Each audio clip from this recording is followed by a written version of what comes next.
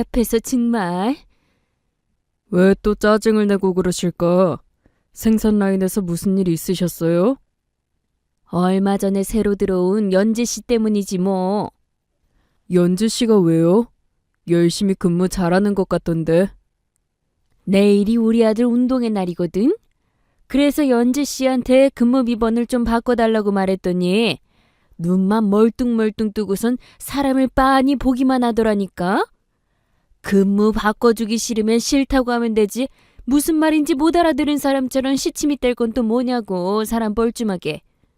어, 연지 씨 청각장애인이잖아요. 목소리로 말하면 당연히 못 알아듣죠. 그럼 나더러 뭐 어쩌라고? 공장 딱 하나 있는 장애인이면 지가 우리한테 맞춰야지. 독순수를 배우든지 해서. 필담으로 소통하시면 돼요. 회사 면접도 필담으로 봤거든요. 매번 글씨를 써서 대화하라고?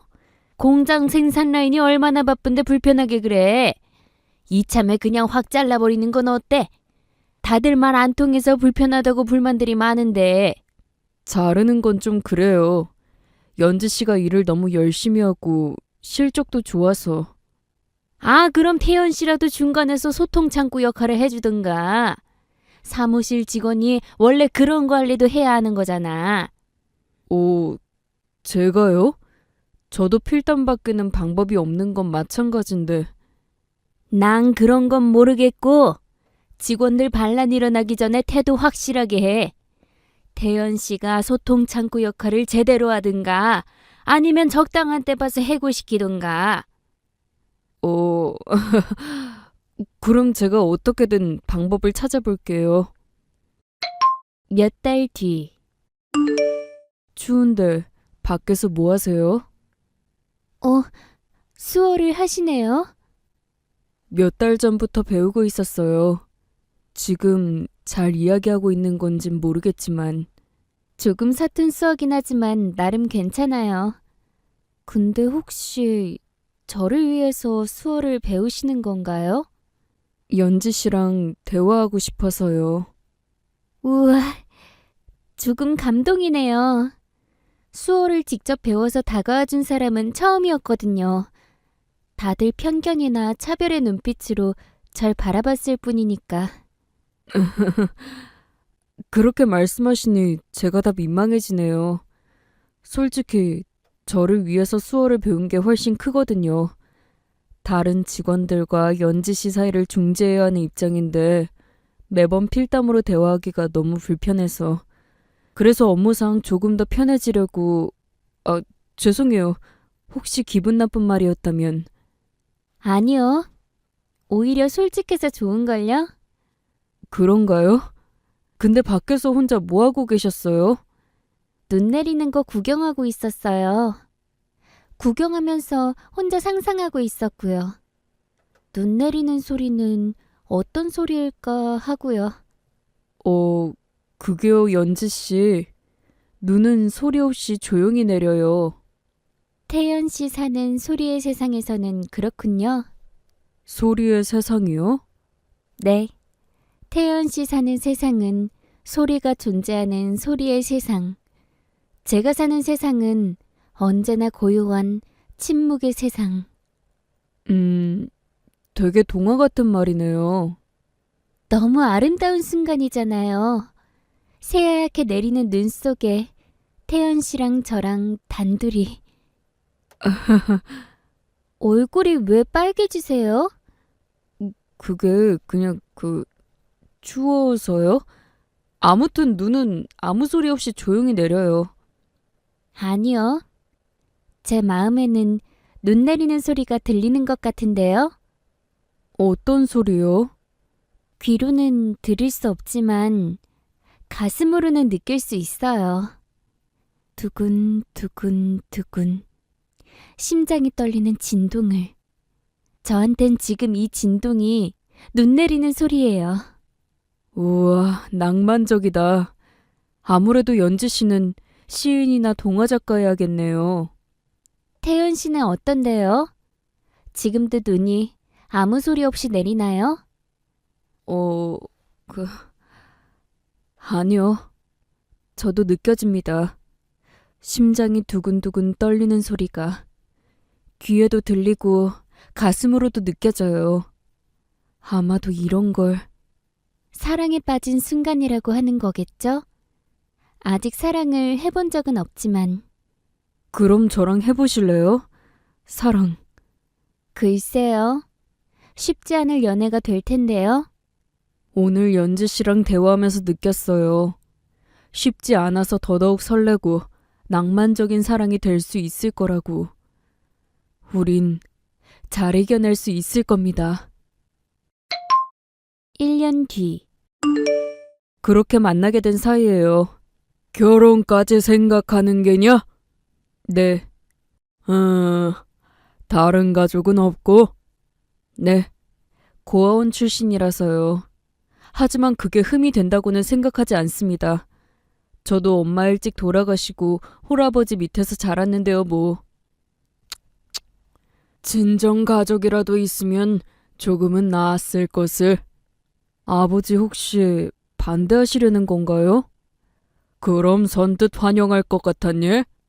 듣지만 못할 뿐이지 아무 문제 없는 사람이에요. 저도 이젠 수어가 익숙해져서 대화하는데도 지장 없고요. 연인 사이에서는 그렇겠지. 하지만 가족이 되는 건 달라.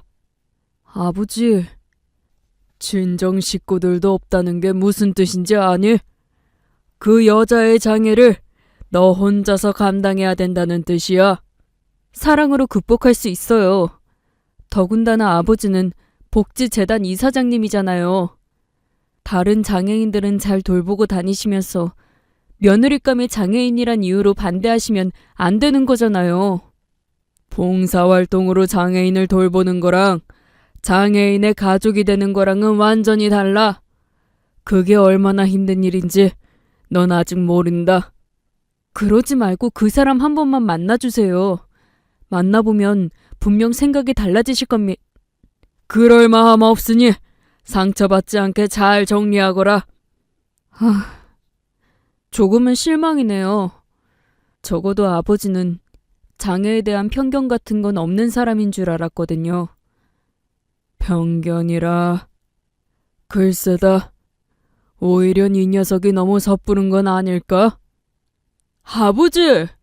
애비가 다 직접 겪고 살았던 바가 그래. 일단 내일 나랑 어디 좀 가자꾸나. 직접 보여주면서 들려줄 이야기가 있으니. 이튿날. 이건 묘지네요. 근데 왜 잡초가 무성해요? 남겨진 가족도 없는 무덤처럼. 가족이야 멀쩡히 잘 살아있지.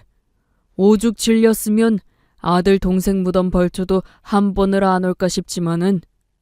대체 누구 무덤인데요? 여기 누워있는 이 녀석 애비 친척 동생이다. 너한텐 먼 삼촌뻘 되는 어른이고. 아, 네. 근데 여긴 왜? 직접 보여주고 해줄 얘기가 있다고 했지? 여기 있는 네 먼 삼촌이 장애인이었어. 자기 몸도 혼자 못 가누는 뇌성마비. 결국엔 결혼 반대한다는 말씀이시네요. 그런 이야기라면 안 듣겠습니다.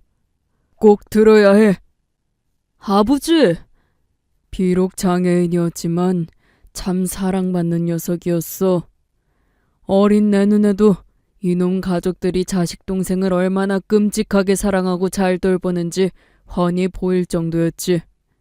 그랬는데요. 부모도 형제들도 장애인 혈육 돌보기가 버거웠던 모양이더구나. 다들 조금씩 지쳐갔어. 그야 물론 힘드셨겠죠. 하지만 네가 뭘 상상하든 그 이상으로 힘들었단다. 수시로 대소변 받아내는 게 제일 쉬운 일이었을 만큼 가족 전부가 이 녀석 하나의 장애에 묶여 살아야만 했으니까 가족의 삶 따윈 없이 장애인 혈육 하나만을 위해서. 그러다 이놈이 일찍 세상을 뜨고 나니까 부모 형제가 장례식에서 무슨 얘기를 했는지 아니? 그만큼 사랑했다니까 당연히 슬퍼했겠죠. 오히려 홀가분해하더구나. 이제야 짐을 좀 내려놓을 수 있다면서. 이제야 자기들 삶을 살아갈 수 있게 되었다면서. 오죽 힘들었으면 그런 마음까지 품었겠어. 우와, 진짜 너무들하네요. 자기 자식이 죽었는데 어떻게 홀가분해할 수가 있어. 그분들이 나빠서 그랬던 게 아니야. 장애인의 보호자로 사는 삶이 그만큼 힘들 뿐이지. 전륜으로 이어진 혈육의 사랑마저 때로는 지치고 빛을 바라게 만드는 것이 장애의 그림자인데, 하물며 이혼하면 그만인 너희 사이가 영원하리라고 어떻게 장담하겠니? 두 사람의 인연은 그만큼 힘든 사랑이야. 저희는 충분히 잘 이겨내고 있어요. 연재 씨가 가진 어려움이라면 세상과의 의사소통뿐인데, 그것도 제가 이제는 수어를 제법 잘해서 아버지 걱정하시는 만큼의 어려움은 없을 겁니다. 그렇게 쉽게 장담할 일이 아니야. 장담하고 결혼했다가 네가 지쳐버리기라도 하면, 그러다 결국 이혼 생각이라도 들게 되면, 설사 좋게 협의 이혼을 하더라도 넌 평생 죄책감에 시달리게 될 거다. 꽃다운 여인을 장애 때문에 버렸다는 죄책감, 그 여인도 장애 때문에 버려졌다는 상처를 잊게 될 거고. 아들을 그렇게 못 믿으세요? 널 못 믿는 게 아니라 장애라는 짐이 얼마나 무거운 건지 똑똑히 보고 자라서 그래서 반대하는 거다. 아니요. 전 절대로 변심하지 않아요. 제 사랑도 지치거나 빗바래지 않을 겁니다. 우리의 생이 끝나는 그날까지 영원히. 그래서 그 불확실한 믿음 하나 가지고 아비의 뜻을 기어이 거스를 셈이냐? 거스른다기보다는 앞으로 증명하겠습니다. 저희가 예쁘게 잘 살아가는 모습 보시면 아버지도 분명 저희한테 마음을 열어주실 거예요. 아들! 당장 저희의 결혼을 축복하지 않으셔도 좋습니다. 마음 불편하시다면 결혼식장에 오지 않으셔도 좋아요. 대신 멀리서라도 지켜봐 주세요. 저희가 우리의 사랑을 어떻게 지키고 키워가는지, 장애라는 그림자를 얼마나 훌륭하게 뛰어넘는지. 기어이 멋대로 결혼을 저지를 작정이라면 나도 더 할 말 없다. 난 충분히 경고했으니 어디 네 마음껏 한번 살아보거라. 애비 말이 맞았다고 후회할 날이 반드시 올 테니까. 아버지, 그렇게 부르지 말거라. 자기 스스로 지 팔자 망쳐버린 아들 자식. 가슴 아파서라도 앞으로는 없는 자식인 셈 치고 살 테니. 몇 달 뒤. 아버님이랑은 아직도 냉전 중이에요? 냉전뿐이겠어요. 정말 없는 자식 취급해버리던데요. 그래서 계속 마음이 불편한 표정이구나. 암튼 연지 씨는 귀신이라니까.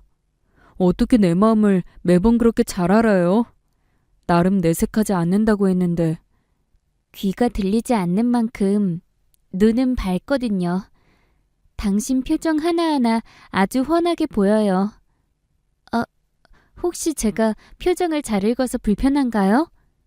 아니요. 오히려 더 편하고 고마운걸요. 제 마음을 먼저 알아채고 이렇게 보듬어 주잖아요. 그럼 당신 표정을 조금 더 읽어봐도 될까요? 제 표정이 어떤데요? 아버지한테 죄송스럽죠? 결혼식에 오지 않으셔도 된다고 해버려서. 크게 싸우긴 했어도 어쨌든 아버지잖아요. 엄마 없이 혼자서 어렵게 절 키워주신 아버지. 하지만 어쩔 수 없는 상황이니까 일단 우리가 예쁘게 잘 사는 모습 보여줍시다. 그럼 아버지도 언젠간 저희를 인정해 주실 거예요. 저도 그랬으면 좋겠네요. 기왕이면 아버님 축복 받으면서 결혼식 올리면 더 좋을 것 같고요. 그거야 그렇지만 저렇게 완고하시니까. 전 당신이랑 아버님 모두 이해해요. 그니까 걱정 말고 얼른 푹 자요. 우리 내일 웨딩 사진 찍는 날이잖아요. 하루 종일 피곤할 거야. 그래요. 연지 씨도 굿나잇. 좋은 꿈 꾸세요, 내 사랑. 아무 걱정하지 말고. 며칠 뒤. 제가 듣지도 못하고 말도 못해서 부득이 필담으로 인사드립니다. 아버님. 불쾌하시다는 표정이네요. 이런 제가 불편하신 건가요? 내 글씨가 악필이라 말이 잘 전해질지 모르겠네요. 충분히 잘 읽힙니다. 그럼 안심하고 몇 자 적어볼게요. 저자의 장애가 불쾌한 게 아니라 약속도 없이 혼자 불쑥 찾아온 게 불쾌한 겁니다. 죄송합니다. 저로서는 다른 방법이 없어서요. 그런 이야기는 됐고 절 왜 찾아온 건가요? 결혼식 참석을 부탁해달라고 온 거면 이만 돌아가세요. 전 두 사람을 축복하지 않습니다. 선물을 드리고 싶어서 왔습니다. 우리가 선물 주고받을 사이는 아닌 걸로 아는데. 꼭 드리고 싶습니다. 제가 사랑하는 사람의 아버님께 며느리 될 자리가 어떤 사람인지 꼭 알려드리고 싶어서요. 그러니 이것만 꼭 받아주세요. 이건 공책이네요. 그 안에 저와 아드님의 이야기가 담겨 있습니다. 부디 한 번만 읽어주세요. 사랑하는 아드님을 위해서라도. 2달 뒤. 여보세요? 네, 목사님. 네. 그러세요? 네, 일단 알겠습니다. 무슨 전화예요? 당신 표정이 안 좋아. 우리 주례사 해주기로 하신 목사님인데 오는 길에 접촉사고가 나서 늦을 것 같다고. 큰일이네. 이제 곧 신부 입장할 시간인데. 그럼 주례사는 생략해요, 우리. 어차피 요즘은 주례사 없는 결혼식도 많다니까. 정말 괜찮겠어요? 양가 부모님도 안 오시는 결혼식인데 주례사까지 없으면. 제 쪽이야 원래 부모님이 안 계시니까 당연한 거고 아버님 쪽은 어쩔 수 없죠 뭐. 제가 노력을 했는데도 마음을 열지 않으신 것 같으니까. 당신 말대로 예쁘게 사는 모습 보여드리면서 조금씩 인정받아 보자고요. 노력? 그게 무슨 뜻이에요? 그게 뭐냐면 내가 늦지 않게 도착한 모양이로구나. 아버지? 어디 좀 다녀오느라 조금 늦었어. 헌데 무슨 일인데 신랑 얼굴에 식은땀이 범벅이야. 그게 안 오실 줄 알았던 아버지가 갑자기 오셔서 놀란 것도 있는데요. 지금 당장은 그것보단 주례사 때문에 주례 맡아주신 목사님이 못 오실 것 같다더라고요. 그런 거라면 걱정 말고 신랑 신부 입장부터 하거라. 아버지. 얼른. 하객들 모셔놓고 기다리게 하는 건 예의가 아니잖니. 잠시 후. 신랑 신부 입장에 이어서 다음으로 주례사가 있겠습니다. 잠깐만요. 그건 생략하기로 했는데. 주례사를 자청하신 분이 계셔서요. 그게 누구? 신랑의 결혼식 중에 잡담하면 쓰나? 아버지가 단상에는 왜 사회자 양반, 얼른 진행하십시다. 네, 알겠습니다. 주례사는 신부의 시아버지께서 해주시겠습니다. 당신 알고 있었던 일이야? 아니요. 저도 이렇게까지 해주시리라고는. 나 혼자서 결정한 일이니 너는 신부한테 수어로 통역이나 잘하거라. 예, 아버지. 여러분, 잘 들리십니까? 주례를 맡은 전 오연지 신부의 시아버지입니다. 본격적으로 주례사에 앞서 신랑 신부에게 사과의 말을 먼저 전하고자 합니다. 사실 전 두 사람의 결혼을 반대했고 그래서 오늘 불참하려고 한 적도 있었으니까요. 며느리감이 청각장애인이기 때문이었습니다. 그런 얘기까지 굳이 할 필요는... 하객들 다 알고 있는 사실이잖니. 그건 그렇지만 아무튼 그래서 전 결혼을 반대했었습니다. 사랑이란 때론 지치고 빗바래기 마련이기 때문입니다. 신부에게는 장애의 그림자까지 있으니 더욱 지키기 어려운 사랑일 테죠. 하지만 때론 영원히 변하지 않는 사랑도 있는 법입니다. 전 이 아이들에게서 영원히 변치 않을 사랑을 보았고, 신부가 직접 쓴 동화책 원고를 통해서 그 사랑을 깨달았습니다. 동화책이라면 당신 혹시... 당신 몰래 아버님 만나서 드렸었어. 그 동화의 주인공은 여기 있는 두 아이들이었습니다. 신부 오연지는 고요한 세상의 공주님이었고, 신랑 김태연은 소리의 세상에서 태어난 왕자님이었죠. 첫눈이 내리던 날, 둘은 눈 내리는 소리를 함께 나누며 사랑에 빠졌습니다. 두근두근 심장이 뛰는 진동 말입니다. 떨리던 겨울은 지나갔고 첫눈은 녹았지만 공주와 왕자의 사랑은 변하지 않았어요. 꽃이 피었다 지는 봄에도 억수 같은 장마철에도 둘은 서로의 곁에서 행복했죠. 왕자는 공주의 귀와 입이 되어 주었고 공주는 왕자님을 위한 꿈을 꾸기 시작했습니다. 왕자님이 선사한 동화 작가라는 꿈을.